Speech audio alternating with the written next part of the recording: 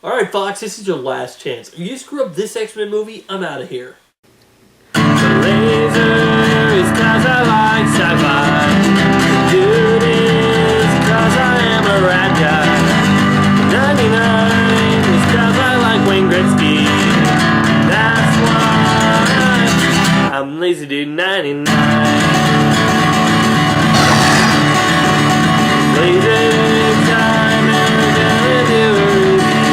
Yes, we're gonna review. Let's talk about movies and comics too. Let's all go watch the review.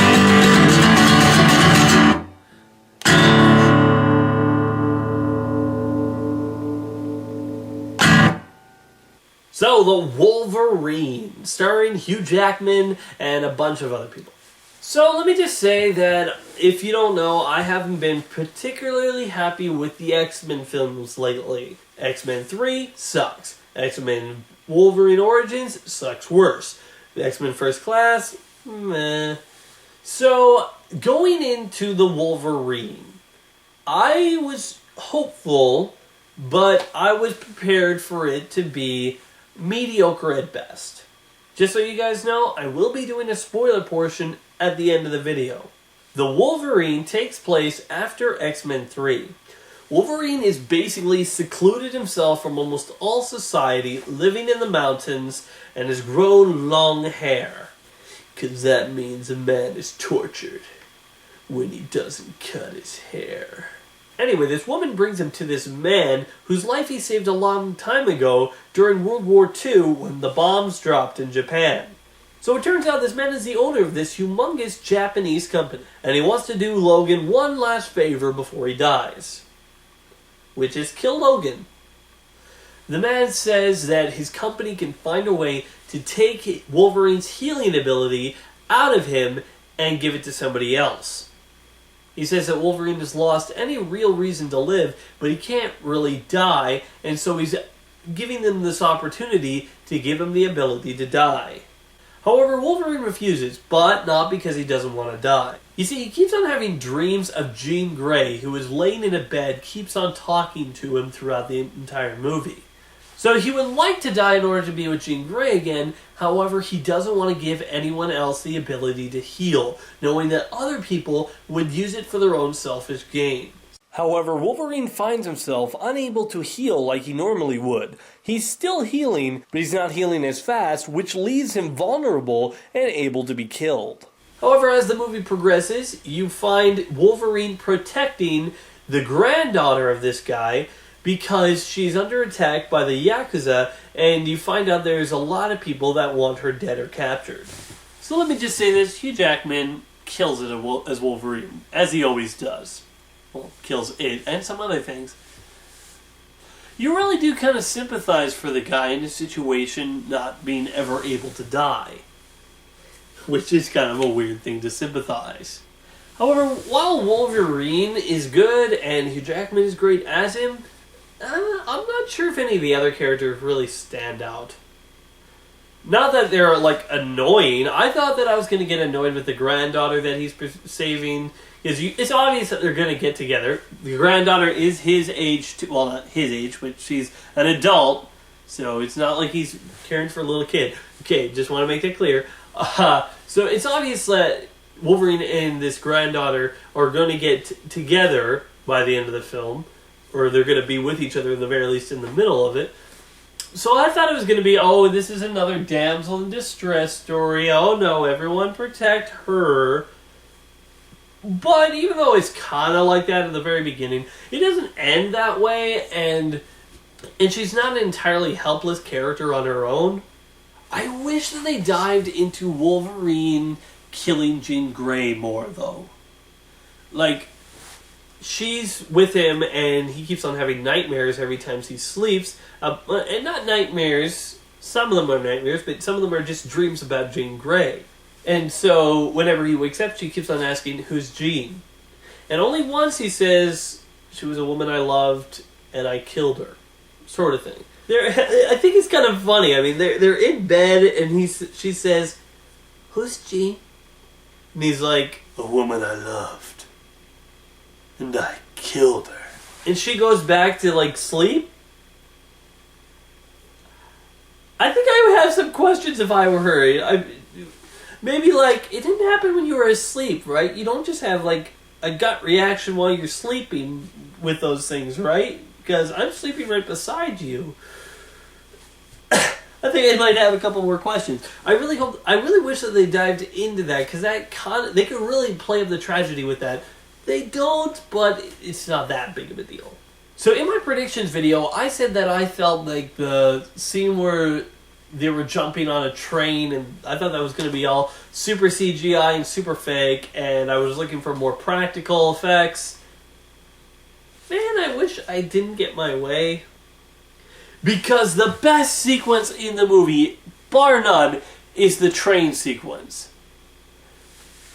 They're going on this train that's going so stinking fast, but the one thing that pops into my mind is like, okay, these aren't like superpowered mutants or ninjas. These are Yakuza, so they're basically mobsters. How are they able to hold on to this train? I mean, Wolverine, I get he can dig his claws in, but these guys just have a knife and he's like, okay, I'm up again. And I was like, yeah, I don't know if they could really do that. I mean, I can buy Wolverine doing it, but them, I don't know. But still, the sequence is very fun, very energized, and it's one of the highlights of the movie. I wish Wolverine's claws felt, I don't know, like the other films, when they came out, they felt like something was coming out. When here, maybe it was the schnick sound when they came out, but here sometimes it's just like flip and they're out. It's just like a, like a switchblade, flip. I'm just like, no, when his claws come out, it should be an intense moment. If you look at X2, when he's wrestling with this guard and his claws come out, you're just like, oh yeah! When here it's just like, yeah, they're out. No biggie. I had a lot of fun with this movie. I did. I mean, looking at it, there was a whole lot of stuff that was just fun. I wouldn't say it's better than, like, the first X-Men movie or the second, but it's definitely a humongous improvement over X3 and X-Men Origins Wolverine. And I think it's better than X-Men First Class, personally. Maybe it's just because you only have one character that you really need to focus on, and everyone else, all the side characters, are only, like, you don't need to focus on them a whole lot. But they're still fun. I mean, his basically bodyguard, I don't remember her name, but I like that she looks like she's an actual, like, they didn't hire someone who looked like a supermodel in that role, where they really could have. They could have hired the ultra sexy girl to be like the swordswoman, but she actually looks like she's someone who took her time to train and to study. I wouldn't be surprised if she was a stunt woman that actually knew how to do all those things. At the very least, I felt like she knew how to handle herself with a sword. This movie has a couple of actually pretty funny moments too. That one moment on the train, if you saw it, you know what I'm talking about. Absolutely hilarious. And it does have some pretty intense moments as well. I'll get into those when I talk about the spoilers. In fact, I'm going to do that now, so I'm going to give my rating now. Overall, I think the movie is extremely fun. It's a good movie. I definitely was... I don't want to say I was pleasantly surprised, because it's not like, wow, this is so good. But I was relieved. I was relieved that it wasn't crap, that it wasn't horrible, that it was a good movie. And so with that being said, I'm going to give The Wolverine a 7 out of 10. Thoroughly enjoyable movie. I thought it was a lot of fun. Don't be afraid, guys. You can go to the movie theater and watch it. It's not going to be like Wolverine Origins. Now for the spoilers, I want to talk about the Silver Samurai. Because you could pretty much tell from the very beginning that the old man dying was the samurai. It was pretty obvious. Like, I was thinking, is he going to be the samurai? Is he going to be his son over there? Or, I don't know. But then as soon as he died, and you heard the girl who can predict people's deaths saying, I didn't foresee it. I'm just like, yeah, he's the Silver Samurai. There's no other person it could be. There's also this girl named Viper who... I guess she's pretty darn creepy and obviously evil, and I don't know. I don't really have too much to say about her except the way she died. I mean, the way she died, when she's like, the girl's wrapping stuff that around her neck, I'm like, oh, she's just gonna hang. So what? And then she starts lifting up. I'm like, okay, that's a little bit better. Then, BAM! Wow! I'm like, oh my gosh, it's one of my favorite movie deaths. She's going up, hanging, choking herself. And then something that was coming down smacks her in the head. Everybody in the theater that I was watching goes, oh! Yes! Yes! Everyone in the theater was almost applauding at that moment because it was such an awesome death, because she was such an evil, creepy woman, and then to see her go up and BAM! Oh, so satisfying. So, the fact that it was predictable doesn't necessarily make it bad. I like how they didn't try to fool us. Like, they showed that the brother knew some things, but it was obvious that he was tied into the Yakuza, so you knew that it wasn't going to be the Silver Samurai. And then, I guess that brother was kind of maybe it's him, maybe it's that guy. But I think they knew that it was pretty obvious, so they didn't go into too great lengths to hide it. But I like that the Silver Samurai has a good reason. You see, in World War II, when the bombs were being dropped, all the soldiers, went out in a row and killed themselves. So they wouldn't have the dishonor of being killed by the enemy, that they have the honor by killing themselves. And then it goes to him, and he's like... and he's so afraid of death. And then Wolverine saves him, takes him down, and saves his life. So he doesn't kill himself. But ever since then, he's been such a coward of death that he eventually found a way that he can take Wolverine's ability so he wouldn't have to die. That, I think, is an interesting character arc. That a guy, he's not evil just so he can be evil. He's not evil because he hates the hero. He's evil because he's a coward of death. That he will go to any means, any lengths, and kill anyone to not die. I think that's just such an interesting character motivation. Now, to be fair, it's not really a proper portrayal of the Silver Samurai. I mean, the Silver Samurai in the comics, he was a mutant. I don't really know what his power was, but he was a samurai leader of a tribe of ninjas. Well, there is a tribe of ninjas in here, but it's not. But he's not a mutant. He doesn't have mutant powers. He's this guy who gets this high-tech Silver Samurai suit, which is a cool suit, which, let's be honest, would tear Iron Man's suits to threads, because it's all adamantium. So yeah, if the Iron Man from Iron Man movies went up against the Silver Samurai, he would lose.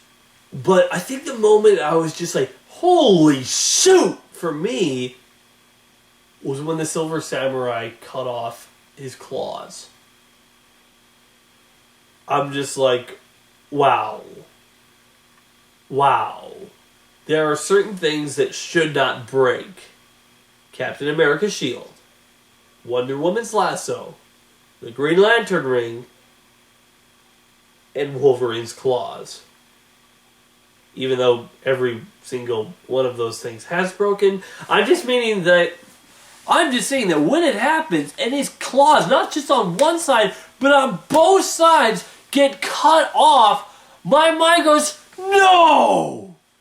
No, that did not just happen. It'd be like somebody gouging out Cyclops' eyes. I'd be like, no. Please don't ever put that in a comic book. I would hate that. It got me to take the thing seriously. I like the Silver Samurai's motivations. I like how Wolverine has to handle it. And I love how Wolverine has to... The one thing that I'm kind of disappointed that they didn't do that I thought they were doing, I thought that would be so smart, but they're not doing it, is...